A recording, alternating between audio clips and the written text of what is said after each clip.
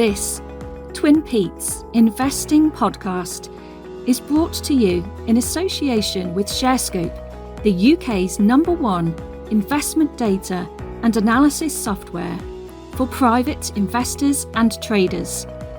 Visit sharescope.co.uk and discover the advantage. Hello and welcome to the Twin Peaks Investing Podcast. This is episode 149. It is the 19th of March. And as you can see, if you're on YouTube, we have a fantastic guest with us. We have the one and only, the uniquely brilliant Annabel Brodie-Smith, the Communications Director of the Association of Investment Companies. We want to talk all things investment companies today. And of course, I've got my guest with me, just suitably suave, sophisticated, and he's got a tie on as well today, chaps, ladies, because he's at work. We're doing this a bit early. Henry Viola here. Hello, Henry. Hello, Annabel Brodie-Smith.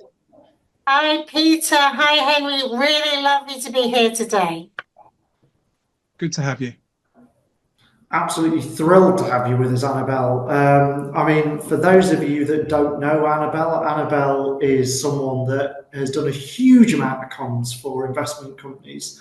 And as listeners to the pod will know, I've got a dreadful track record with them. So I've been absolutely chomping at the bit with excitement to get Annabel on the show on this episode and just find out a little bit about what the AIC does. And I think this is going to be an episode that the audience really enjoy. So great to have you with us, Annabel. Well, I'm really glad to be here. I'm a little scared now after these lovely introductions. They're glowing. How can I ever live up to this? But I'll try my best. I've not finished yet because I've got to add this, that Annabel is an award-winning communications director as well.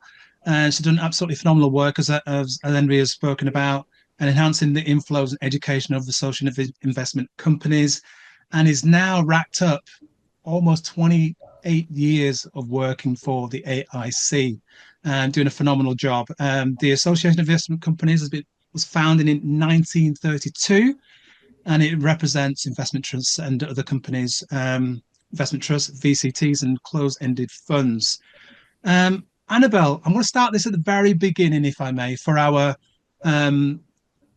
retail investors, real investors, as we like to call them, with the first question being an explanation of investment trusts, how they differ from open-ended funds and ETFs, etc. If you would be so kind, please. Of course. Well, investment trusts are companies. They're listed on the stock exchange, just like any other company that you could invest in. Marks and Spencer's, they're companies, they're listed on the stock exchange, and similar to ETFs in that respect.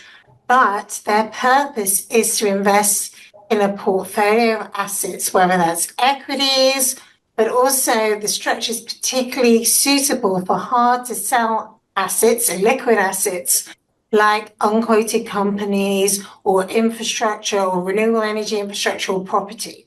So that's what they invest in. They're companies, they're listed, there's a fixed pool of capital. So this is really how they differ from open-ended funds. Open-ended funds increase and decrease in size according to supply and demand. So there's more money coming in, they increase in size, money leaves, so they decrease in size. Investment trusts are fixed pool. There's a closed-ended fixed pool of capital listed on the stock exchange. So you buy and sell your shares on the stock exchange just like any other company. And I think it's important to emphasize, because they have this closed-ended structure, it means the fund manager can take a really long-term view of their portfolio. They are never a forced buyer because there's money coming into the fund, or never a forced seller because they have to sell to meet redemptions. And that makes a very big difference. Now, I'm going to also mention they have, like all other companies, independent boards of directors who are there to look after shareholders' concerns and needs.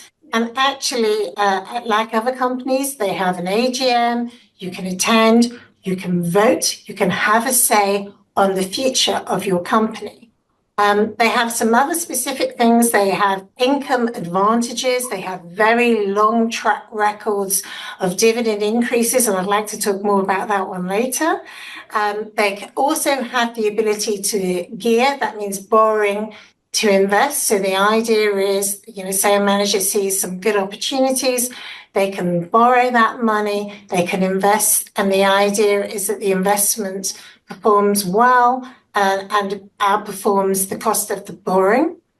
They're a great long-term way to invest, giving you exposure to, they really cover, as I said, all equity sectors from the UK, global, emerging markets, Japan, North America, to the more exotic and exciting, so renewable energy infrastructure, property, we have debt funds, we've even got a space investment trust. Yes, which has done really, really well, Seraphin. Annabel, where's the best place for the investor who's interested in investment companies to go and to commence their research on these companies? Now, you're not going to be surprised by my answer on this one, Peter. Could it be the AIC website? I think it could.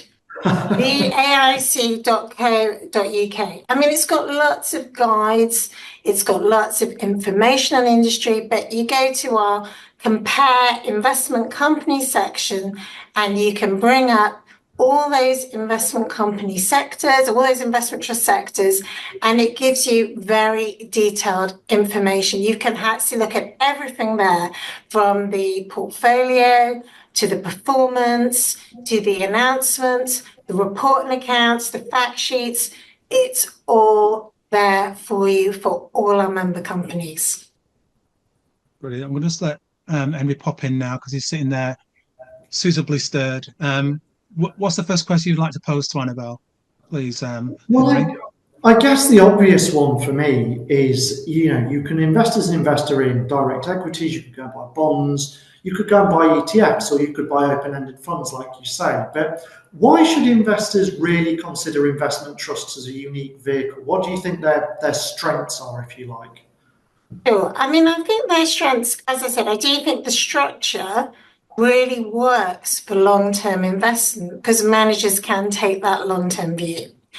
And for many private investors, it is quite honestly the only way they're going to get access to some of these hard-to-sell assets. So whether it's private companies or whether it's infrastructure, investment trusts are the only way they're going to get access to them. They also have really great income advantages.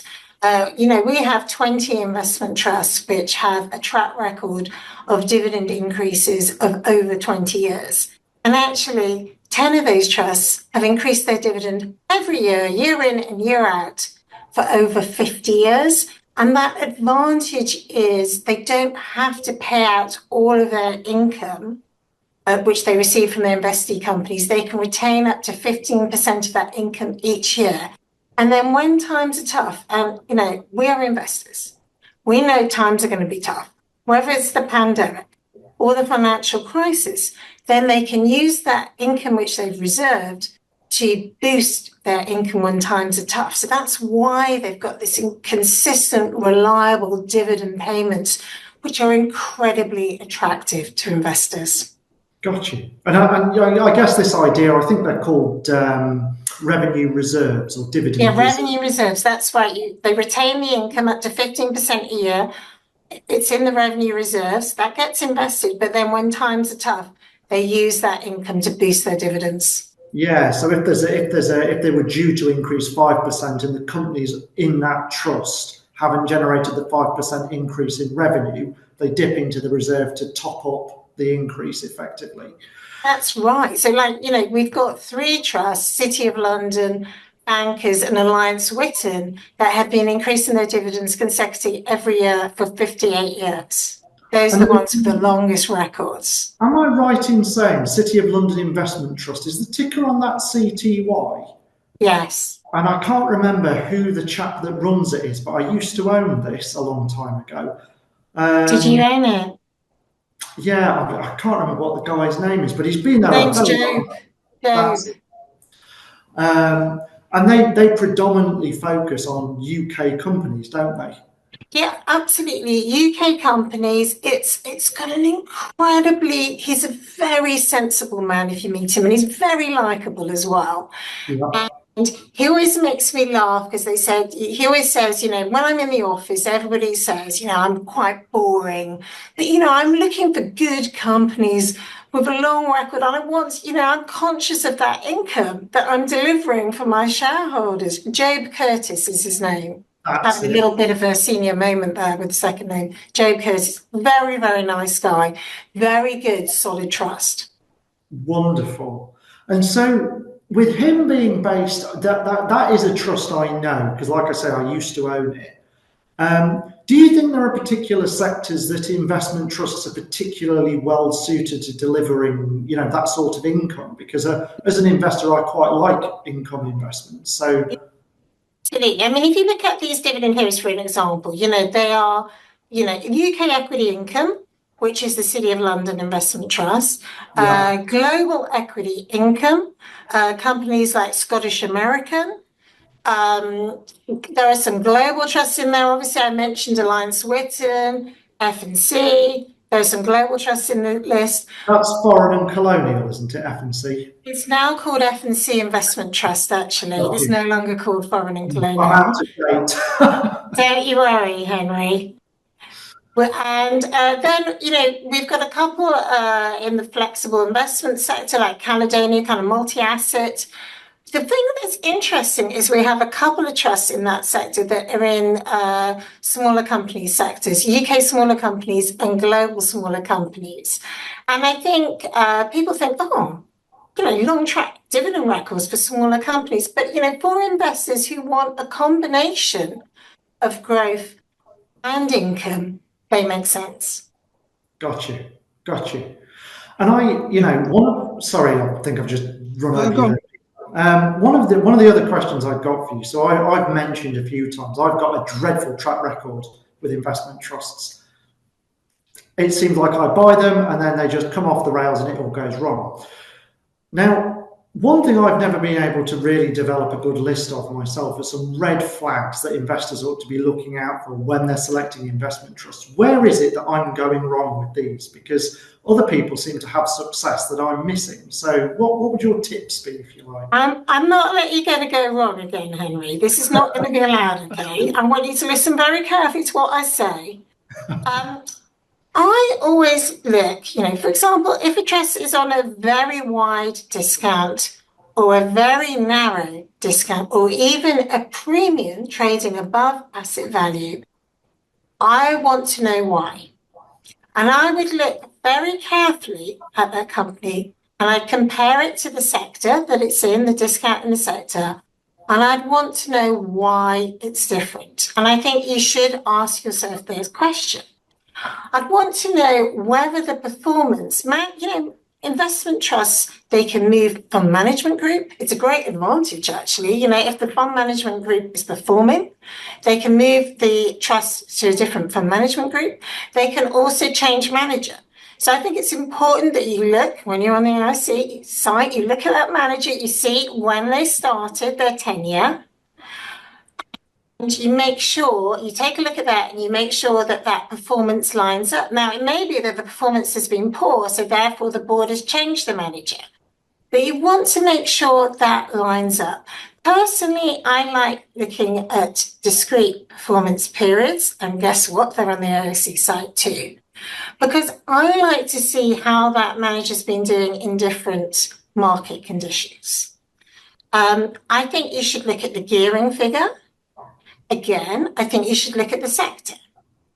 Clearly, sectors like property, we've all got if you've bought a house, we've got a mortgage, we've effectively geared to buy that house. Clearly, they're going to have the higher levels of gearing. But if it's very out of kilter with the rest of the sector, I think you should think about that. On our site, we give you the historic 3-year high and low for gearing, so you can compare it from where it's been to where it is now and see what you think. I think you should look at the charges. Again, if it's very much out of kilter, that's got to ring alarm bells. And finally, you should also look at the portfolio. And I even quite like looking at who's on I obviously look at the manager, I also like to look who's on the board. I just like to see what are the types of people who are on the board of this investment trust, what's their background. I think that's helpful. Got you. That's a really good list. That's a really good list. And I think one thing I'd like to dive into a little bit more is this idea of the charges. So Sure. I think you and I have spoken on a couple of threads on Twitter, X, whatever it is now, about charges, because there's been a sort of I guess the AIC has flagged that the ongoing charges figure isn't necessarily comparable in the same way to other types of asset, and it's not really giving a clear indication to investors of what they're paying for and what the impact is. So what is the stance on these OCF figures? How do they work? Well, ongoing charges themselves, we actually do show them on the AIC site because we think they are a better indication than many of charges. I think the real problem has been with the European regulation that's been introduced, that's introduced key information documents and all those KID charges, and perhaps also how those charges are presented on platforms. And also, if you were investing through a wealth manager, perhaps what they're presenting you as a client.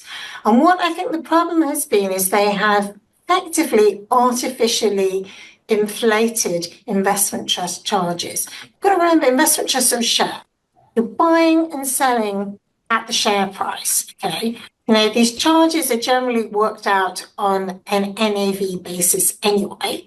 But, you know, they've artificially inflated them. They've included charges that perhaps you wouldn't have seen elsewhere. So, for example, investment trusts invested in property or infrastructure have had to include a whole load of sort of management costs to do with investing in infrastructure and property that the direct equities investing in those very same assets wouldn't have to include. And the problem with that is that wealth managers look at these trusts and they think they look expensive. The charges haven't changed from what they were before. Before we had these new disclosures, they came in 2018. The charges haven't changed, but the disclosure has changed, and disclosure makes them look artificially expensive.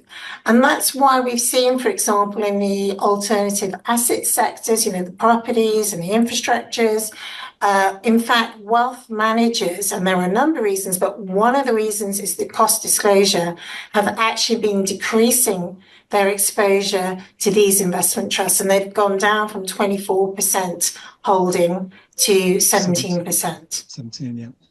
In the last 2 years, as a result. In the last 2 years, since 2022, 22 to 24. This is a quick hello to you, our valued Twin Peaks Investing podcast listener. Whatever channel you're listening to, please make sure to subscribe, and you'll always be the first to get the new episodes. Thank you for your continued support. Exactly. So with regards to that then, Annabel, what I wanted to do is talk about my favourite aspect of the investment companies arena, and you've covered it quite a lot already, but I wanted to reiterate some of the outperformance. And Allianz Technology Trust absolutely had a bellwether of a year in 2023 and 2024 regarding its performance, and it wasn't overly exposed to tech per se, but it still outperformed. I say tech as in what was then the Magnificent Seven in 2024, but it still did extremely well. With regards to that outperformance, are there any other sectors or aspects of investment trust that you have likened to have outperformed other sectors that you think? Sure. Really okay, I'm just going to say on the charges issue, the last thing I'll say on the charges issue, unless you're asking more, is that the consultation response goes in on Thursday.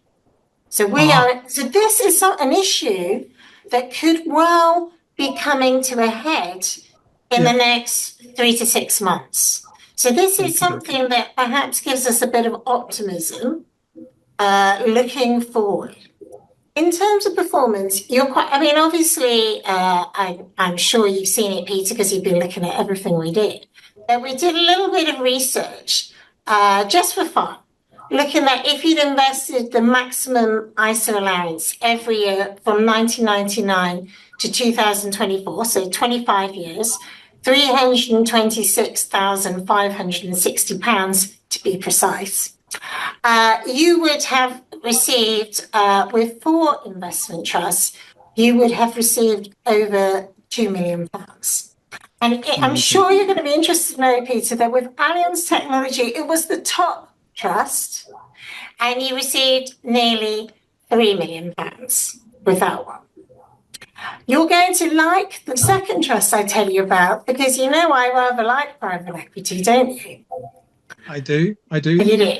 And I think it's a sector that is not, retail investors do not invest enough in private equity investment trusts. This is the only way they're going to get access to unquoted companies.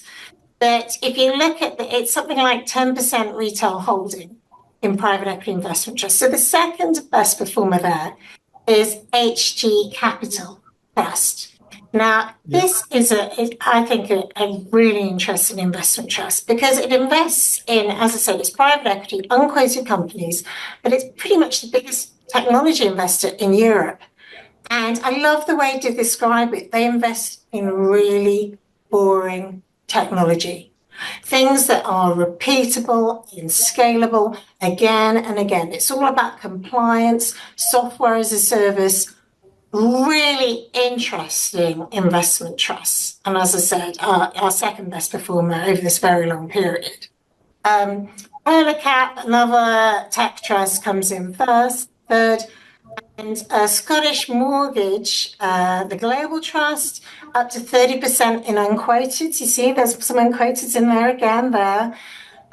Comes in fourth, and they've all got over 2 million. And, you know, Scottish Mortgage in itself, we could spend the whole show talking about that trust, quite honestly, in terms of its technology exposure, but also in terms of its interesting biotech exposure, and very dynamic and interesting companies. But the other thing I'm going to say, Peter, and this I think is a good thing for all your listeners to think about, is actually if you look at the ISA Millionaire Trust, and there are 50 of them that would have made you over $1 million, there is an incredible diversity of sectors. And I think it's interesting, we have 14 trusts from the smaller company sectors. Now, that would make sense for investment trusts. You know, everybody always says elephants don't gallop. We all know what that means, you know. Yes. And, you know, those UK smaller companies, European smaller companies, Asia Pacific smaller companies, all of those trusts feature. We've also then we've got the global sector, but we've got the Asia Pacific sector. We've got private equity. We've got North America. We've got biotech and healthcare, another sector that I'm personally very interested in. So there is a range of companies that perform very well. And I think, you know, for investors who want something that's sort of been around a while, then that would be a good place to start looking for mainly equity trusts and private equity. The alternatives have not been around long enough to feature in that list. I want us to talk about alternatives because I think there are some incredible opportunities for the alternatives. But anyway, we can get there. No, let's go straight there, because that's where probably myself and Henry have had the most horrors. Yeah, exactly. Annabel, and that's one of the spaces where SABA choices went to be quite active in, and, you know, came after seven of the entities and didn't do so well. But they've got a war chest, Annabel, as we know, of probably I think $2 billion, and they're going to get some more from BlackRock. Sure. Is it BlackRock or Blackstone? No, it's BlackRock. More money coming towards them going forward. So they're going to, in my view, they're going to come back. Then you've got what's the name? ACHILLES, that has been launched by launched for last month. They've come onto the market. Sure. And they're backed by quite a few investment companies.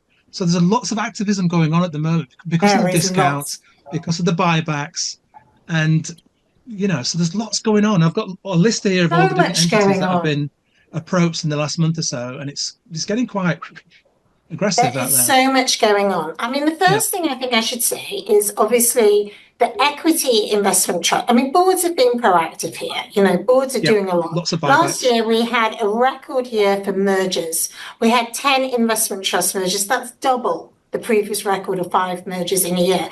Now, the trusts that are merging are mainly equity investment trusts, and there is demand for larger, more liquid, more cost-effective, and let's hope strongly performing investment trusts. So that is the trend. And also, if you think about it, we've seen some big wealth managers consolidating, merging. They're looking for bigger companies to invest in. Indeed. So that's, part of the story. Now, SABA has obviously been targeting equity investment trusts, because it's much easier for them to get an exit with equity investment trusts, although a couple of those trusts did have exposure to unquoted companies. Also much easier for them to hedge their portfolio with the equity investment trust. So they've specifically targeted equity investment trusts. They requisitioned meetings at 7 investment trusts. Interestingly, I've got to say, because we've been talking about companies, the problem that really highlighted is how difficult it is for some of our shareholders to vote. Some of the big platforms were great, but some of the platforms didn't pass on the voting information. Some of them, and this doesn't just apply, this also applies to wealth managers and advisors platforms. Some of them, they made a choice and they wouldn't allow them to vote. Some of them, absolutely outrageously cheeky on this one, said they were going to charge them to vote. Okay. I've heard of money for old rope, but that really is taking the mickey. Oh, it's outrageous. So we are now going to be lobbying to change the law to ensure that platforms hand over this voting information to their shareholders, because it's just it applies to you have a legal right. I'm sure you have a legal right. You are the beneficial owner of these shares. You have an interest in the business. The platform doesn't. The platform's just there to facilitate your ownership. You clearly should have a right. Absolutely, Henry. You should have. So that's one thing. Okay, so that's been ongoing, and we have, SABA is still active in the sector. They have ongoing conversations with a number of investment trusts. But I have to say, and I really appreciate so many shareholders, so many retail investors came out and voted and had their say on the future of investment trusts. And that is what shareholder democracy is all about. So thank you very much if you went out and voted. We very, very much appreciate that. So all that's been going on. Then you're quite right, Peter. We've started to see some signs of corporate activity in the alternative sector. We've had a lot going on with the REITs. We've had a lot of acquisitions. We've had a lot of corporate activity going on there. We've started to see some signs of it now in the infrastructure sectors. So we had, if we think about it, Atrato On-Site Energy. That was an acquisition at the end of last year. BBGI, the infrastructure trust. I remember you all tweeted about this earlier this year. And then earlier this week, Harmony Energy Income acquisition from Foresight. Of course, all these still being voted through, some of these. And then you're right, we've got Achilles Investment Company, 2 very nice guys from the industry. I know them, they're very nice, very experienced, and they are looking for alternative investment company options. They've said they're looking to make 3 investments in investment companies. They've already come out actually and had some words about Urban Logistics REIT, which they've got a holding in, and they've said they weren't completely happy. Well, they said they weren't happy with the plan to internalise the management of that REIT. So we'll watch this space on that one. But I think you're right. I mean, the thing is, Peter, I think this consolidation is very healthy. Discounts are wide. There are too many investment trusts. There are too many small investment trusts. And we need to have this consolidation. As I said, bigger, more liquid, more cost effective is good news for shareholders. The other side of the equation is on the alternatives. too many alternative investment trusts. As I said, some of them are too small. And, you know, this, I think, is an opportunity for shareholders because either, you know, demand is going to increase. To increase demand, you know, we've got quite a lot of macroeconomic factors that are totally out of our control, like interest rates and the appeal of bonds. But, you know, either that's going to happen or there's going to be corporate activity. So I think, you know, it is an exciting and interesting time, but you really need to do your research. And you have to understand that you're investing in, you know, and I just got so excited earlier that I threw all my spreadsheets on the floor. I'm coming back. No worries. No worries. I got so excited, I threw all my spreadsheets on the floor. But, you know, if you look at something like the renewable energy infrastructure sector, you know, this is very out of favour. If I say that the discount at the end of 2021, it was 7%. It is now 33% on average. Okay, and you can imagine that performance has suffered. But the yields are very strong. You know, the yield, we've got 10% even higher yields. But, you know, clearly that's telling you something. You need to do your research carefully. You know, you need to look very carefully at this. If we look at private equity, for example, you know, excluding 3i, that sector has gone from a 15% discount to a 30% discount over the same period. So, I mean, these are very wide discounts. There are lots of opportunities. As I said, there's either going to be demand or corporate activity, but clearly you're taking some risk here. Yeah. Yeah, and as you pointed out earlier, Annabel, some of those, especially private equity entities, at stages in the past 3 or 4 or 5 years, were sitting at premiums. Never mind, wider discounts to where they are now. So some of them have been private equity ones. I mean, 3i, which is the biggest private equity investment trust, it's like 25 billion nearly in assets, is sitting at a 56% premium. But that is very exceptional. Yes, indeed. Without that, generally they've been sitting at discounts. And as I said, you know, infrastructure, another example, it's gone from a premium of 14.5 to discount of 21%. Again, some great yields there. But clearly, you know, these companies have been very out of favour and it's very much impacted their performance. And in a way, you can almost kind of, you know, draw a line between the alternatives like this and the equity investment trusts where, you know, the discounts are less narrow. And, you know, for example, you know, Europe, for example, you know, obviously we've had quite an exciting time recently, haven't we, in the markets? We've kept us all very busy, you know, with Trump and the tariffs, and one day we've got them, one day we haven't, then they're back.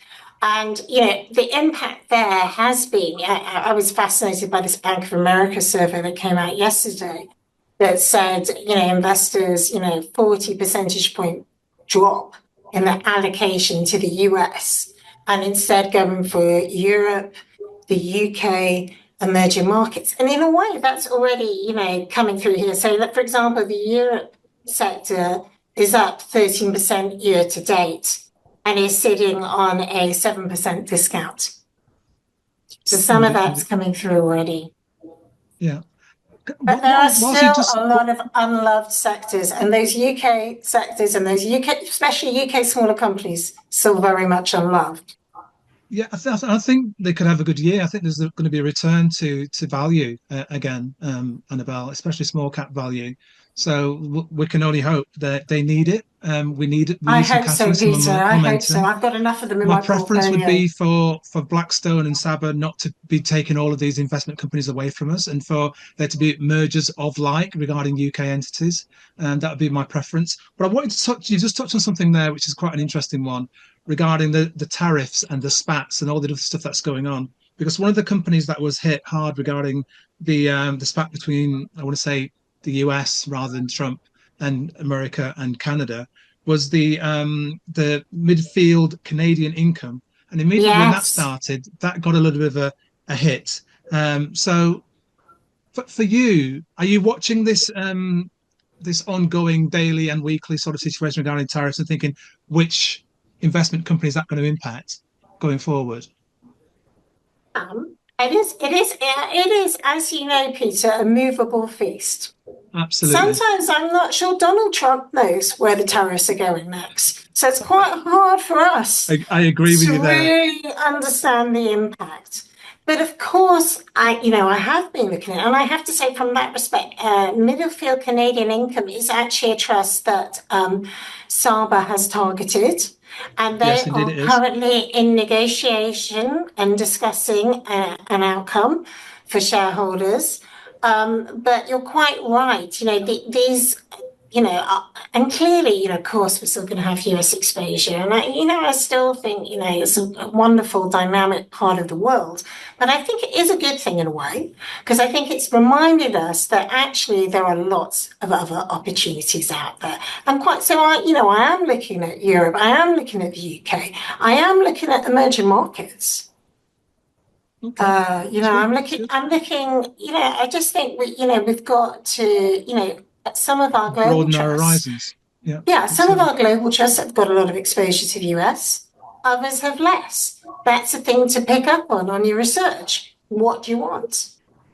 Absolutely. So on that note, I'm going to be very cheeky now, because I always am with you. So you forgive me for it, and I know you do. With regards to that, and Henry and I having not the best of fortunes in the space of investment companies, okay, could you just share some of your investment strategy? You've already talked about the risks and what to avoid and what to look for, and how to do your research. Some of the areas that you've had good fortune with, and how you went about selecting that ahead of the herd, in a sense of, some of your investment strategy and how they've performed, Annabel. I'm going to be honest with you, Peter. I have got a portfolio solely of investment trusts, because I am not surprised, Annabel. Well, it's what I live, breathe, and sleep them. So I feel that I've got the best chance of understanding them. And I remember in the past, I've been on here and told you my failures as well, because we've all got failures there. We've all got them. And you're talking about your bad experience. I've got bad experiences too. But generally, I have to say that my portfolio is mainly equity investment trusts. Yep. Those with a long reputation, those with long track records that have performed well. Now, having said that, as I said to you before, I love private equity. I think it's really, really great sector, and it's one that private investors just gloss over. And, it keeps performing really, really well consistently. So I've had great success. I have to say, HG is one of my favorite investment trusts, because it has done me very well. But, for example, I have ICG Enterprise for my children in their junior ISA. There's some Oakley Capital Investments, Harbourvest. These trusts are trading on enormous discounts at the moment. And if you look at their performance, it's actually pretty good. And they're being very proactive in terms of what they can do to help their shareholders. So they're buying back shares, they're selling, they're making realizations, they're doing a lot of work. So that's what I do. Now, I have to say, last year, I got to tell you this, last year I was way too early, because I thought, well, I was kind of right in some ways. I sort of thought, interest rates, looks like they're going to come down. And obviously they have come down a bit, just not as much as I hoped.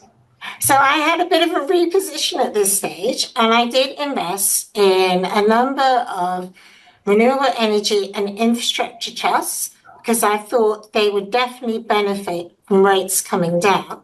I also invested in a global smaller companies trust, which actually has benefited Edinburgh Worldwide. It's actually benefited, and also, of course, it's had SABA impact as well.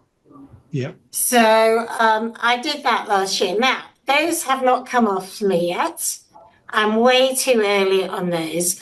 But at some stage, as I said, either, these things are going to regain attractiveness and rates will come down, and it might not be this year, it might be next year, and it might be the year after, but at some stage that's going to happen, or there will be corporate activity. Brilliant. But I have got an awful lot of good equity trust too. Yeah, but I love the fact that you're eating your own cooking. I think the beauty of it is that you've got the access to the information, but also you're looking ahead of what's going on regarding interest rates, for instance. You're looking at what's going on regarding tariffs, and you're always vigilant for the opportunities. And I think that's what as investors, we've all got to be, and to have that flexibility regarding where we're going to go next or what we're going to look at, but also looking at it more long-term. I am a bit contrarian, as you know, Peter. You are indeed. I love a contrarian investment. And I have to say, some of those that I've done well on is I did have some REITs. Yep. So I have benefited from some of this activity in the REIT sector. And I actually still think, I think they've got great income.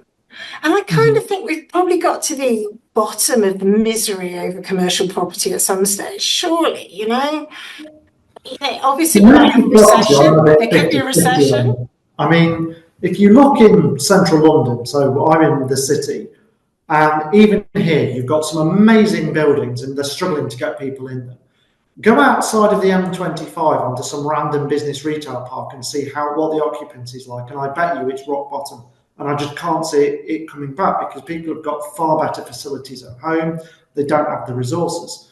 But having said that, you've got the opportunity to redevelop the buildings. If councils are losing the rateable income from these offices, I think the day is going to come when they start allowing them to be rezoned and redeveloped. There's a huge demand for logistics space. And it's not that difficult to convert a fairly low-level business park into logistics space. Huge demand for data centres and storage. And again, you could rezone these easily. But the REIT owns the building, and so they would benefit. And I think you're right, Annabel. I think at some point, some of these commercial REITs, someone's going to realise they're sat on an absolute gold mine of land and property assets. I've now got to ask you, Henry, having heard you say that, do you hold Tritax Big Box? I don't hold. In fact, actually, yes, I do, because they bought one of the companies that I used to own. I can't think who they were now, but I've got a very small holding. So you think you have got? The reason I'm saying is they're building a big data centre. Yes. Yeah. Outside London, and I think that's isn't that it's going to be the biggest one in the country, I think. Yeah. And if that's a REIT that's sort of looking for new opportunities. And I think are very exciting. But I mean, the whole logistics area, I don't know about you, but I spend my life buying things online still. I like it. I'm in the city right now, I have to tell you. So I'm in my office in the city right now. And I do think there is a bit more in terms of people coming back to the office. I'm in 3 or 4 days a week, and I'm quite happy to be. I like seeing people. I like talking. I like being around my colleagues.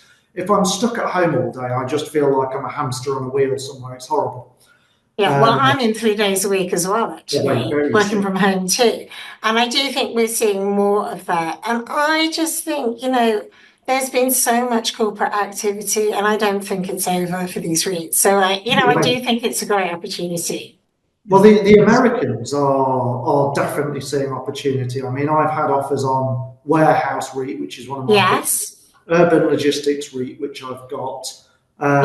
Tritax Big Box as well has been making moves and shifting. There's an awful lot of interest. I mean, Life Science REIT, they've just put themselves up for sale. I own that. Yeah, strategic review on that one, absolutely. There you go, you see. And I always thought that one sounded such a good idea. But yeah, they right. They could have made a bit of money on that, but what do I know? I think scale really matters with REITs and property, and they didn't have scale, to be fair to them. Exactly. But it goes to show there are players in the market that are looking at our REIT sector and going, well, if the market doesn't want to value these at NAV, we'll have them. Absolutely. And they're buying them and they're buying their assets. And I think it's very likely that there will also be the same people looking at those infrastructure and renewable energy companies and thinking, actually, I think we can make some money on that. Those assets are good. Yeah. So, no, it's very exciting.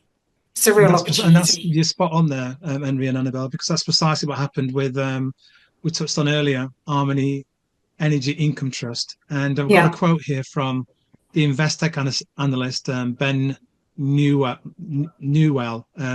Foresight. Newell. 191 million cash offer for Harmony Energy Trust, Income Trust. And he states here, despite owning a high quality portfolio, HEIT was subscale and with limited prospects for growth. Therefore, we think this represents a good outcome for shareholders. So all about scale. Whether you are an experienced or new investor, you know how valuable it is to conduct portfolio enhancing analysis and to have easy access to data that will give you the edge. As a Twin Peaks investing podcast listener, you can access an exceptional offer from ShareScope, the UK's #1 investment data and analysis software for private investors and traders. This special Twin Peaks offer is available to new subscribers only, and you can subscribe using the promo code TWINPETES. The incredible and exclusive offer means that monthly subscribers will get their second month free, and annual subscribers will get their 13th month free. Sign up and subscribe today using the Twin Peaks promo code, and you can save up to £69. Visit sharescope.co.uk for further details and subscribe to the investing and trading analysis and data you need. And someone's going to come in and then scale up from where they left off to carry on. Going back to Tritax, that's also been quite acquisitive as well, and that's grown on scale. So I think there'd be, as you said, a lot more mergers going on, a lot more takeovers. Across the whole Tritax is on the company space. Tritax is on the verge of going into the FTSE 100 if it wasn't on such a big discount. You're quite right, Peter. That has been acquiring.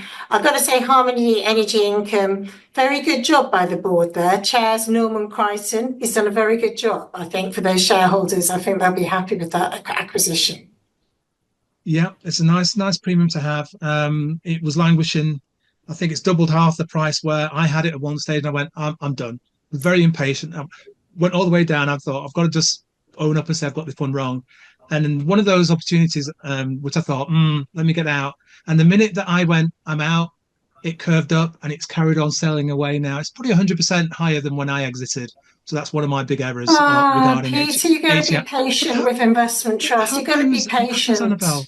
I can live with it, and I get others right, so it's absolutely fine.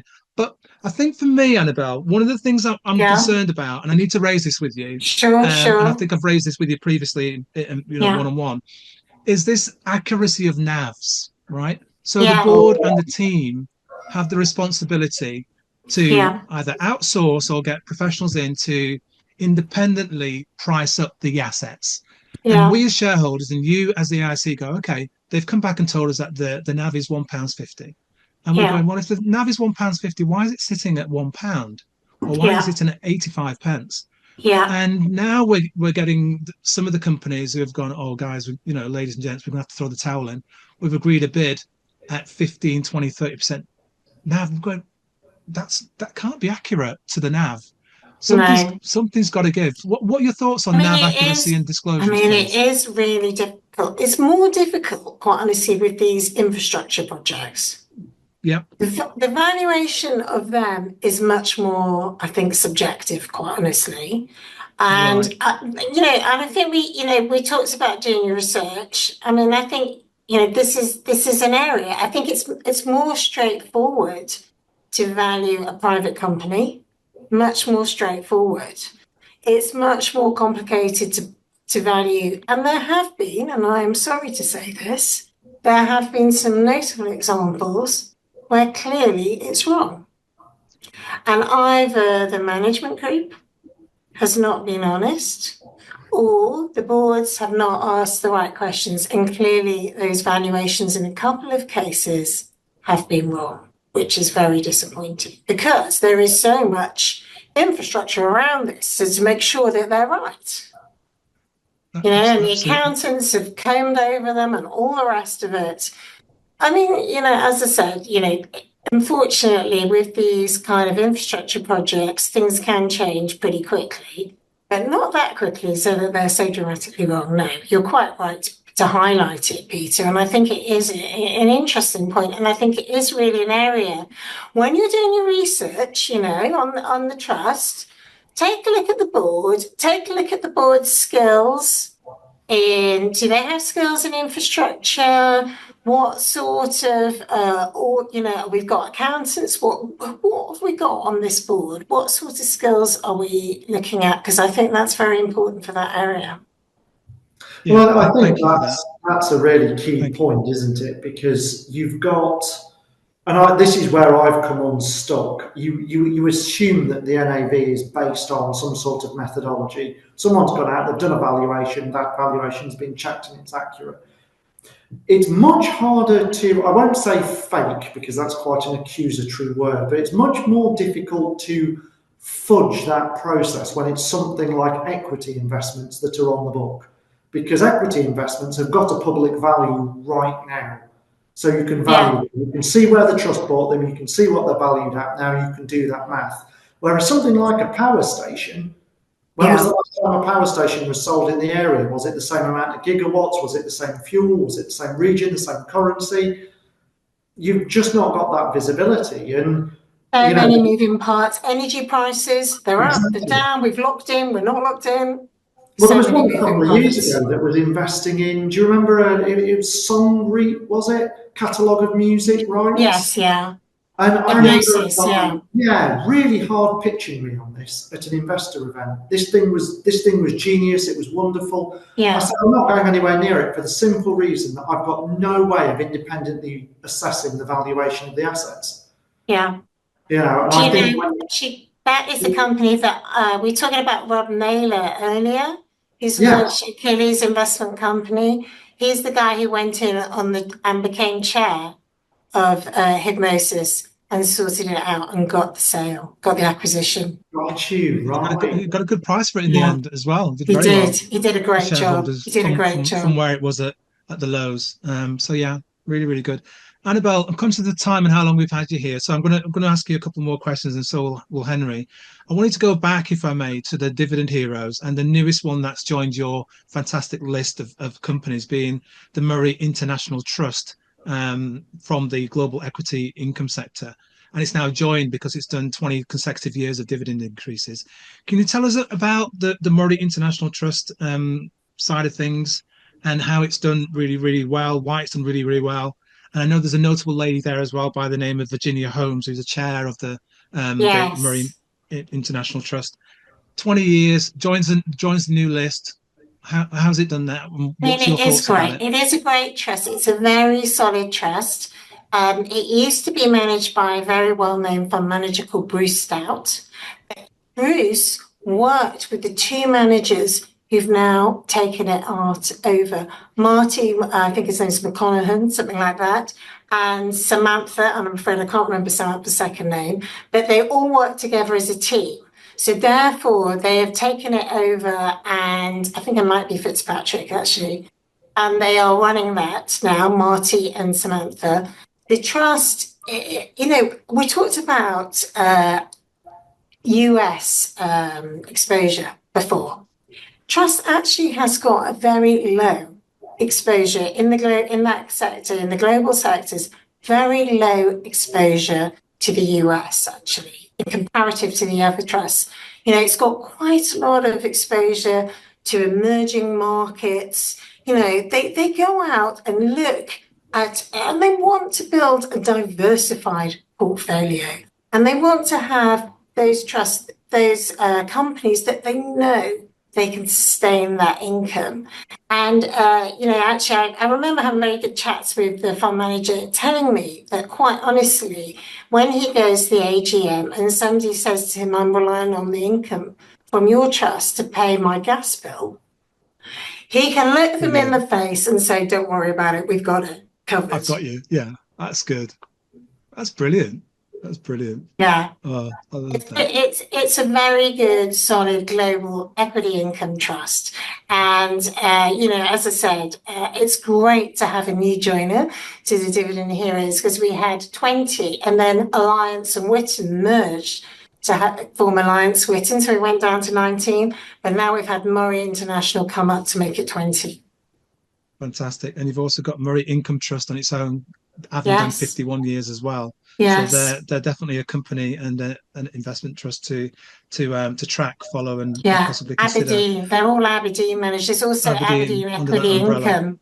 There's also Aberdeen Equity Income in the Dividend Heroes team. Well, I've got to say, Aberdeen have gone up in my estimation now. They've decided to spell the name properly again. So, big tick for me. I agree. Good move from the new chief exec. Yeah. Well done, Jason. We'll be looking to have a word with him at some point, definitely. Now, one of the companies that very rarely gets mentioned, Annabel, in your I say not mentioned by retail investors, but definitely by the professionals that you speak with. JP Morgan Claverhouse has 52 years of compounding dividends and paying dividend increases. Could you tell us a bit about that? Because it's not one that retail investors talk about very much. I mean, we were talking about City of London before. Yeah. We were talking about the UK equity income sector, and JP Morgan Claverhouse again fits the bill. Great 52 years of dividend increases. There's a very nice team of managers there.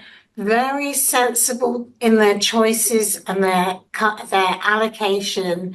It's a really good, solid company. And I'm wondering if people don't talk about it because it's got such an unusual name. Yeah, because it doesn't tell you what. This is what I have this contention with sometimes. I had it with SMT many years ago before I got sense to actually read into the fine print. It doesn't tell you on the tin what it does. No. Claverhouse doesn't mean anything to me. So I've got to then dig into it and I go, right, okay, dig. Oh, that's what they do. It doesn't tell me or anybody else what it does. So that's possibly why. It's worth digging into it because it's actually, as I said, got a very long history, very solid investment trust. And in the UK equity income sectors, providing those different, good yield, solid yield. I was looking at its revenue reserves the other day. It had very good revenue reserves, so it's going to be able to keep paying that income. Brilliant. Okay, Annabel, I'm going to ask you this question now, and let you roam free with it. With regards to there's lots of things happening in and around the UK and overseas, but if we just drill down to the space that you're in regarding investment companies. Firstly, what is it that you want to see change? Yeah. What are you really most pleased about in a sense of the improvements in the last 3 to 5 years as well? And what can we as investors look forward to regarding the arena? Tighter discounts, more dividends, higher dividend covers. What are your thoughts about that? I mean, I think the first thing I'm going to say is what would I like to change? I'd like this cost disclosure issue to be resolved. Okay. That would be a very important thing. I'm pleased that I've seen boards being much more proactive. Mergers, fee changes that benefit shareholders, record share buybacks last year. We're seeing a lot more proactivity from boards. I think that's really good. I am confident that's going to continue, particularly in this environment. I would like to see, and I think boards are aware of this, that, some trusts have great communications with their investors, but some could do better. And I'd like to see, I think investment trusts need to be confident in getting their message out there, telling their story, talking about their holdings. You may think this is a little controversial, but I actually think investment trust directors perhaps should be paid a bit more, and therefore you would make sure that those directors have absolutely, top quality directors on investment trusts. An independent board of directors a lot of value. You know, you think recently some of them have been working around the clock, and they're actually, some of them paid relatively little actually for that work. So that's something I think, you know, the industry should address. We need to attract really top quality candidates to be directors. I think in general, I would say I'd like to see increased demand for the industry. I'd like to see, actually some of our equity performance, as you've highlighted, Peter, has been very good. I'd like to see some renewed confidence in the UK stock market. I think we've all felt, you know, it's been a struggle, and we need to build an investment culture here in the UK. We need people to understand the benefits of investing and feel confident enough to do that. And that, I think, would do a lot of work that would really help our stock market. So those are some things I like to see. I mean, in the sector, I think it's a period of great opportunity. You know, as I said, to give you an idea, the average discount at the moment is 15%. At the end of 2021, it was 2.4. So that's quite a big difference. You know, even with that, some of the performance is still being good. But I'm really hoping we see renewed demand and interest in investment trusts, therefore even stronger performance. And I think, as I said, we're at crossroads. We've got charges, there's cost disclosure, we've got all this corporate activity and consolidation going on, which is really healthy for the sector. So what I'm hoping is that maybe I can sit here next year and say, well, I think we're seeing the beginnings of a recovery. Brilliant. I love that. That's what I'm hoping. And I'm hoping that you'll be able to join us again in next year as well. But you've also got your investment AIC event, what you had last year, and I think you had it last October. Oh, yes. So you'll be having that potentially again in October this year. Oh, so you know, Peter, you have to come and star at it again. The investment company showcase. Yes. That was spectacular. If members of the audience didn't get a chance to go last year, I can't recommend that enough. It was a very, intimate is perhaps the wrong word to use, but it felt intimate. You could talk to the fund managers, very accessible, I would say. Great quality of presentation. You know, that was a really top tier event, Annabel. So yeah, I highly recommend that to our audience. Thank you so much, Henry. Well, I can tell you the date. You've heard it here first. Go. 10th of October, the investment company showcase will be taking place. Same venue as last year, near Liverpool Street in London. Peter Higgins, special guest star. He hasn't actually agreed to do this yet, but it'd be lovely. I'm hearing about it. It's too late now. You've announced him. Oh dear, I walked right into that. But the reason I was mentioning the showcase, Annabel, was because it was so good last year, and I'm hoping that we'll get even more retail investors and younger investors there as well, and more female investors as well, because we all need to be able to look after our monies and sure we've got something to for the rainy day affair, and all the rest of it. So that's the reason why I wanted to touch on that. 100% agree with you, Peter. I want there to be more retail investors, younger investors. We've been thinking about how we can get more younger investors interested in investment trusts. We've got all these exciting exposure to SpaceX and very exciting tech companies, all sorts of unquoted companies. The biotech and healthcare sector is fascinating what they're doing. We just need to make sure we get in front of them. And obviously, matter after my own heart, more female investors. Definitely need more female investors and more female fund managers too. Yeah, absolutely agree with you on that one. I'm going to ask Henry if he's got a final question for you, and then I'm going to try and wrap up with just a little coverage of the charity fundraise we're doing. Henry, do you have a final question for the? I'm going to throw a total curveball at Annabel now because you weren't prepared for this one, but. I wanted to ask, you've covered a couple of names, in fact, you've covered quite a lot of names, and a lot of them ring a bell with me as a retail investor. I've heard of them, and I know the tickers. If there was a name that you think is an uncovered or a hidden gem, so a fund that you really like that you don't hear retail investors talking about, what would it be? It's a really quite tricky one, Henry. Quite tricky. He's very dubious at times, Annabel. Do you know what? I mean, do you know what? I'm now thinking really hard before I speak. I mean, I think,